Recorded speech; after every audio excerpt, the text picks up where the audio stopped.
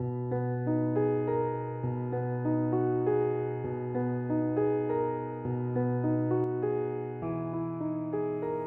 so excited to share this one with you today because it is so beautiful and so easy.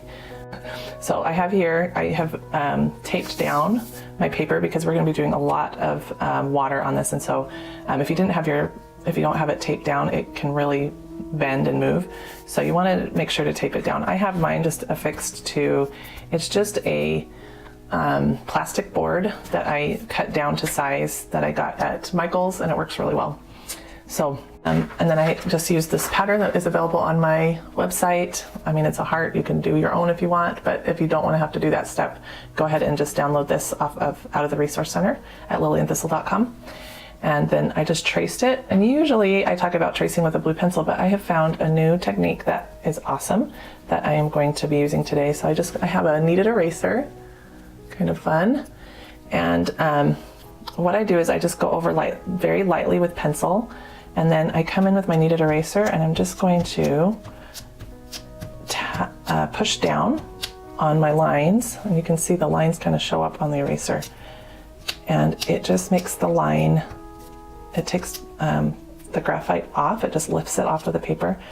So it's still there, but it's just very, very faint. In fact, I'm wondering if the camera will even be able to pick up the lines because they're so faint. They're just there enough for me to be able to see where I need to be, but they will not muddy up my watercolors.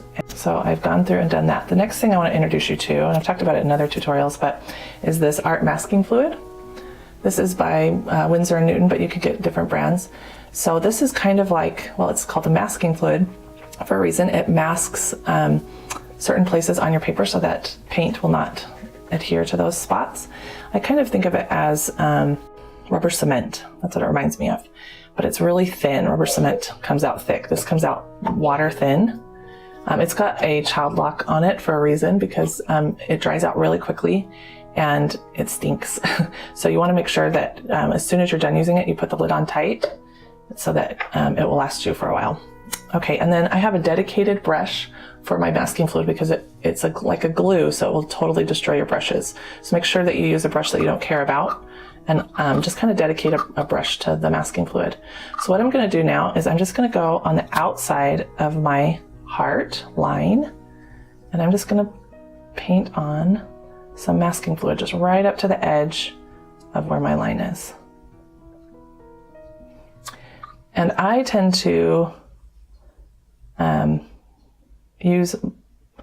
I'm not as sparing with my masking fluid because it's a lot easier to lift it up if you've got a kind of a thick layer of it. You'll see what I mean. And there are two kinds of masking fluid. There's a clear version, and then this one it's kind of a yellow, has a yellow tint to it. I like the yellow tint because then that helps me know exactly where I put it on my paper, so it's easier to lift it up when it's dry. Okay, so I'm just going all around my heart, being very careful to stay on the outside of that line. And then do your very best to wash your brush out. You're not going to get all of it out, but just get as much out as you can. And then I just kind of come in with my fingers and try and pull some of it out. Okay. And then we're going to wait for that to dry. While we wait for it to dry, I'm just going to show you the brushes I'm using in this one. So I'm doing round brushes, different sizes. I'm going to do a size 10 round brush, and then a size 6 and a size 000. So that's what I'm using. You, of course, don't have to use the exact same sizes, but you do need a round brush for this one. Okay, I'm going to make sure to put this on really tight. And we'll just let this dry. Okay. So this is the fun part. So now that it's dry, I can tell that it's dry because it's just a tacky, it's tacky, but it's not sticking to my fingers. So that's how you know. I came up with the colors that I want to use in this. We're going to do some peonies. I'll show you how easy they are to do. And do you say peonies or peonies? Because everybody has a different way of saying it. So I'm going to start with this first color, which is a mixture of permanent rose and alizarin crimson. This nice deep red here. I'm going to mix those over here, so I've just got that ready to go.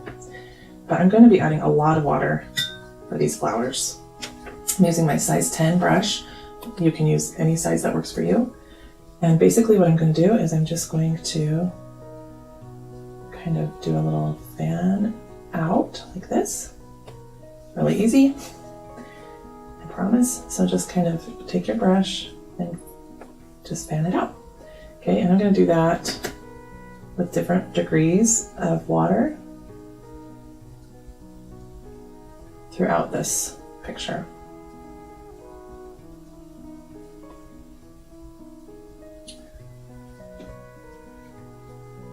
I'm going to try and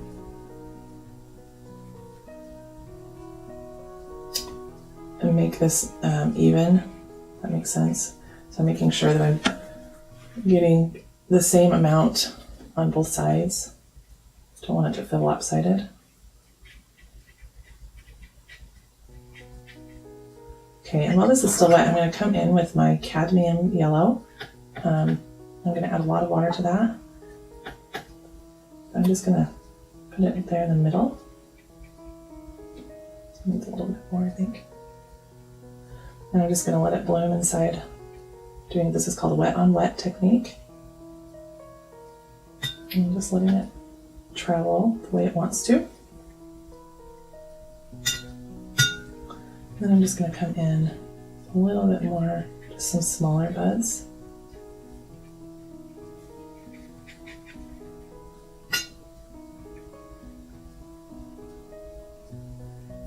And a lot of times you won't realize it, but all of your marks, even if they're very, very light, once it dries, they get a lot darker.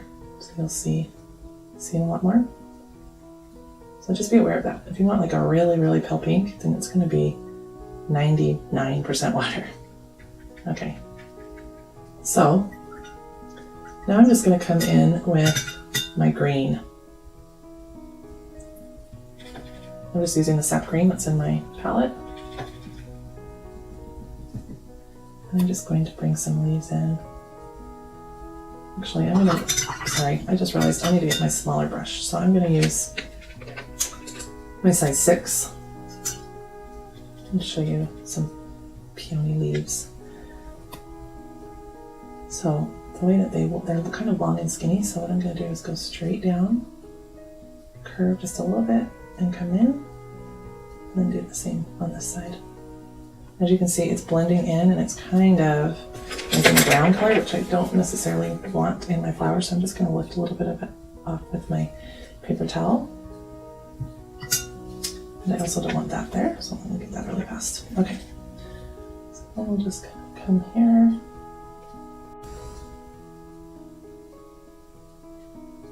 I'll put a little green in that one.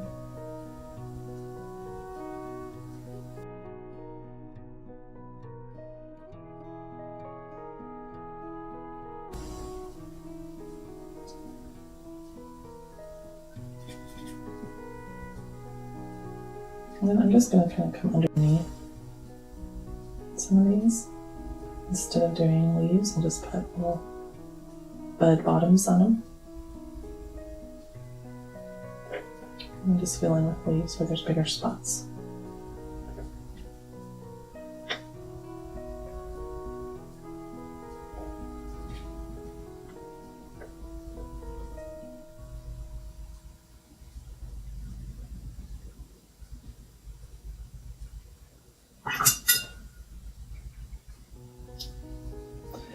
I'm just coming in with more yellow because that has kind of dissipated and I want to make sure that they have yellow middles.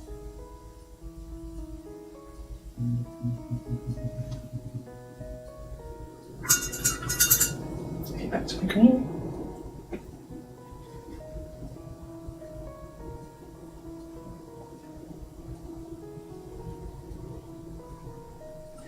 I'm making sure that I get into the edges of this so that it looks like a heart when I take off the masking tape. If you don't do that, then it's like if I don't do something right here, then it's going to look really lopsided when we're done. So just be aware of that when you're doing yours. I'm just going to do a little edge of the flower here. just kind of hook into that one. Do a little bit.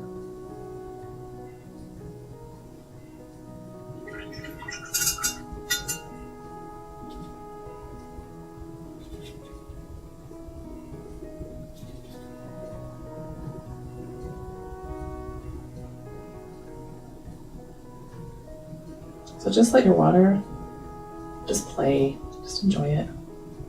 Let your water do most of the work.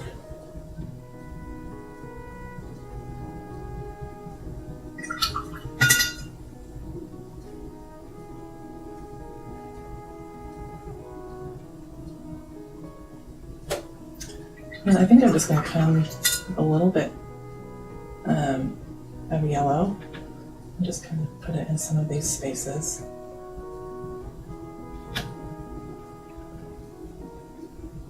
That's the color choice I made. You can do any color you want. Just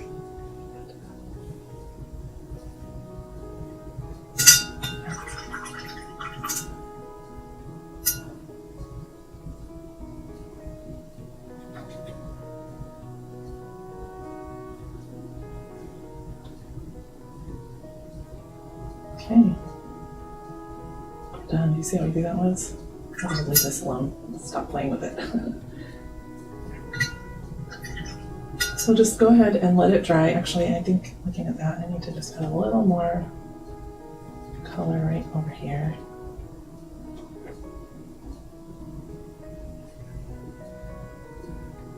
Just so that it's balanced. So see, I'm just coming in. This is layering or glazing. Just kind of adding another layer there. Maybe the same thing up here. Still staying within those lines, but just adding a little bit of depth of color. Yeah. Okay. So have fun, play with it. Do a whole bunch of them. They're so fun. And once that dries, see that just went down into there, but I kind of like that actually. Do that somewhere else. Okay, and then just leave it alone. I know it's hard, obviously, watch me, I can't stop. But just leave it alone, and we'll let it dry, and then show you what it looks like. Okay, so it's all dry. So now the last step is to just pull this masking fluid off. So I'm just gonna use my fingernails and get a nice piece, and then watch the magic.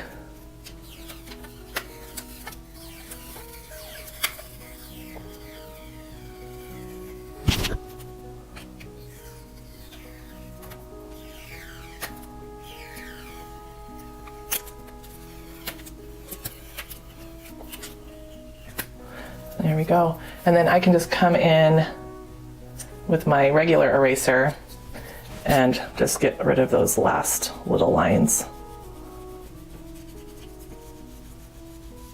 that are still there.